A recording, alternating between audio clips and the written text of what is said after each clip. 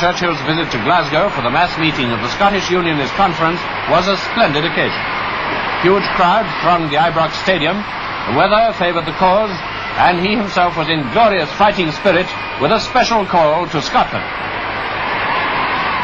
The whole process of nationalisation is, of course, specially detrimental and offensive to Scotland. It affects not only its prosperity, but the independence which Scotland has exercised in so many fields. No sharper challenge could be given to Scottish nationalist sentiment than is now launched by the socialism of Whitehall. My wife was telling me of the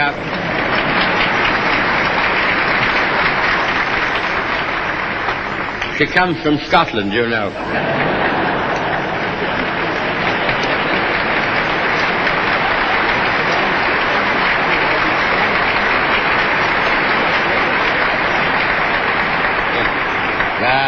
She was telling me of the strong feelings expressed at your conference here this morning. The growing practice of the socialist government is to take decisions vitally affecting Scotland in Whitehall. This is most marked where their nationalisation schemes have removed your own control over local services like transport. I spoke of the repeal of the Steel Bill, but this also is a process which we have every intention of setting in direct reverse. Mr. Churchill went on to say that even in industries irrevocably nationalised, Conservatives would restore a greater measure of local control and responsibility. In rail transport, a separate Scottish board, coordinated with but not subordinate to those in England. Again, there will be a separate Scottish board for electricity for the whole, and not just for the north of Scotland.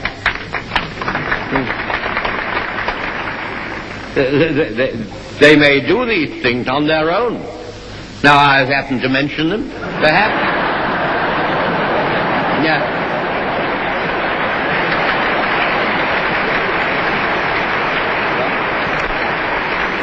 If so, we shall not have wasted our time at our conference today. And in these matters and other questions, the Secretary of State for Scotland will ensure that Scottish interests are specially served and regarded. On the shoulders of the Secretary of State for Scotland, a great and growing burden is placed. We recognize the post as one of high honour in the Cabinet, and we will not hesitate, if necessary, to strengthen the establishment of Scottish Under-Secretaries. The quickest and the surest way, and this is my very serious advice, it is a tip, if I may say so, straight from the horse's mouth. The quickest way for the people of Scotland to regain a proper control over their own affairs is to dismiss the socialists from public office. Will this island, upon whose shoulders the burden lies so heavily, continue to be hobbled, hampered, and half strangled by the attempt to impose upon its people the freezing and sterile fallacies of socialism? Or will our people take as their right and duty the simple steps open to them to free themselves at a stroke from the bonds by which they are now cramped and restricted, and to bring back by resolute constitutional action the freedom, the prosperity, and the enduring grandeur of the United Kingdom and of the British Empire and Commonwealth of nations in all parts of the world.